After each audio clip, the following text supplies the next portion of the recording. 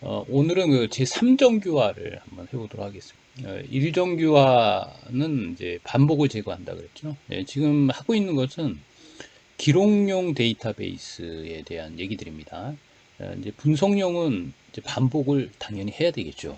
그래서 기록용 할 때는 1정규화 반복을 제거한다라고 얘기를 했고, 그래서 입출고라는 이 테이블을 보더라도 이 테이블은 입고하고 출고가 반복돼 있다라는 개념은 하여튼 좀 특이한 예라고 말씀을 드렸습니다. 그래서 이렇게 입고하고 출고를 저희가 분리를 해냈고, 그래서 입고만 봤을 때 주어를 찾은 다음에 주어가 여기 일자, 그 다음에 거래처, 그 다음에 코드까지 이 세 개가 복합 주어라 그랬죠. 그래서 이 주어를 찾은 다음에 이때는 그 이정교항은 주어가 여러 개일 때, 복합 주어일 때만 해당된다 그랬습니다. 그래서 이 주어에 부분 종속하는 것이 있느냐, 그러니까 어떤 여러 주어 중에 하나에만 종속하는 게 있느냐를 찾는 거죠. 그래서 이 품명 같은 경우는 요 코드하고 관련이 되겠죠. 코드에만 종속이 되는 거죠. 그래서 이런 거를 이제 독립시켜서 상위 부모 테이블로 만들어 가지고 관계를 설정한다라고 말씀을 드렸어요. 이게 어저께까지 저희가 사례였고, 3정규화는 위반한 사례를 보면 저희가 그 일자, 거래처, 코드까지가 주어였는데, 복합 주어였는데 이게 너무나 복잡하니까 이걸 인조주어를 하나 집어넣습니다. 그래서 여기다가 인조주어, id라고 인조주어를 집어넣는데, 이 id가 의미하는 게 뭐냐면 입고번호라고 생각하시면 되죠. 입고번호. 자, 입고번호를 하나 집어넣어서 1번에 해당되는 것들은, 요 1번에 해당되는 것들은 다 1번에 해당되겠죠. 이 행은 다 1번에 해당되는 것들을 알 수가 있어요. 그래서 이렇게 입고번호 하나를 인조 주어를 하나 집어넣어 가지고 이렇게 만든 사항들입니다. 그러면 어저께 했던 일자라든가 거래처명 코드가 식별 어떤 저기 주어가 아니라 일반 속성이 돼 버려요. 그리고 주어는 하나뿐이 없고 일반 속성에 해당되고, 그러면 얘는 이정규형은 아니겠죠. 이제 3정규형에 해당되는 사항들입니다. 일반 속성 간에 종속이 있느냐를 보는 거예요. 여기 당연히 있겠죠. 어저께 했던 거하고 똑같죠. 이 코드와 품명은 종속 관계가 있죠. 얘가 이렇게 종속이 돼. 얘가 결정자고 얘가 뭐 종속자가 되겠죠. 그래서 당연히 있는 걸로 알고 있는데 얘 두 개를 이제 분리시키는 거예요.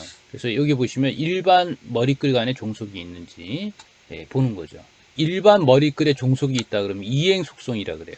그 이행 속성을 너무 어렵게 생각하지 말고 간접 속성이라 그러시면 돼요.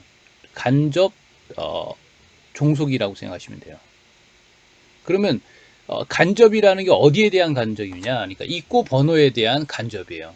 그 입고 번호는 얘가 전체가 다 종속이 되죠. 그러니까 입고 번호에 해당되는 거 다 종속이 돼요. 한행을 다 종속을 하는데 얘가 직접 종속하는 게 있다네. 이 코드는 품명을 직접 종속해줘요. 이렇게. 그러다 보니까 종속은 하는데 이 품명이라는 거는 id를 간접적으로 종속을 따르고 있는 거죠. 그러니까 일반 속성 간에 종속이 있다라고 하면 그 테이블에 주어에 간접 종속되고 있다라고 보는 거예요.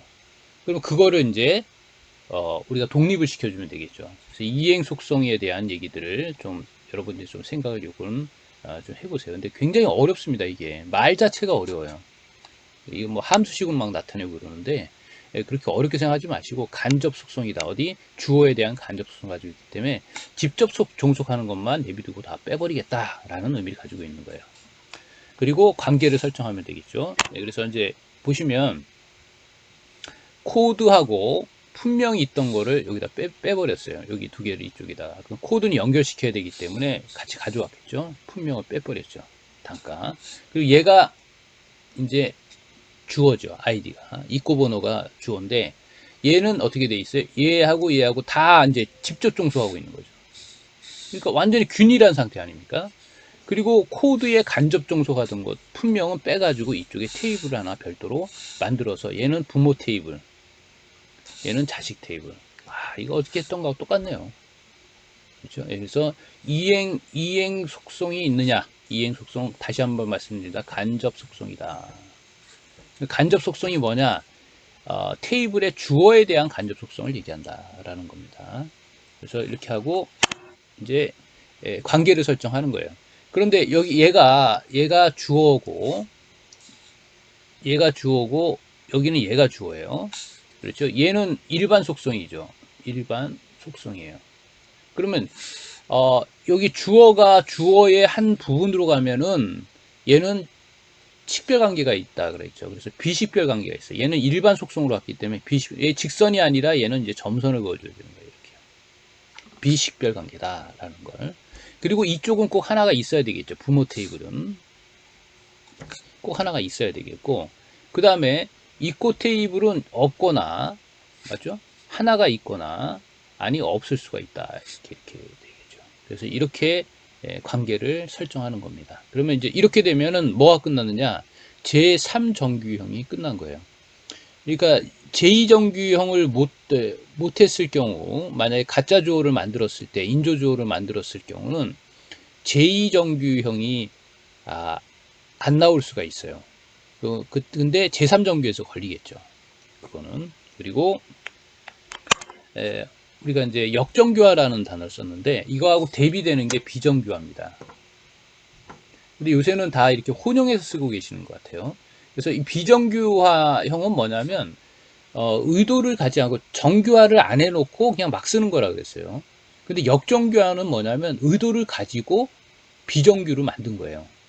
그래서 이 언어를 조금 정확히 디파인 해야 되는 게 아닌가 생각이 듭니다. 자, 이거는 뭐냐면 여기 보시면 얘가 주어예요. 주어인데 품명을 또 집어넣은 거예요. 여기다가요.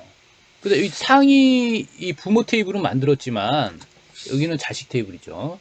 부모 테이블은 만들었지만 이쪽에서 빼내서 이쪽을 만들었어요. 품명을 제품을 만들긴 만들었지만 이렇게 쿼리 그러니까 검색을 위해서 조금 편하게 하기 위해서 얘를 갖다가 그냥 반복을 시켜버린 거죠. 이쪽에도 반복이 있고 이쪽에도 반복된 거죠.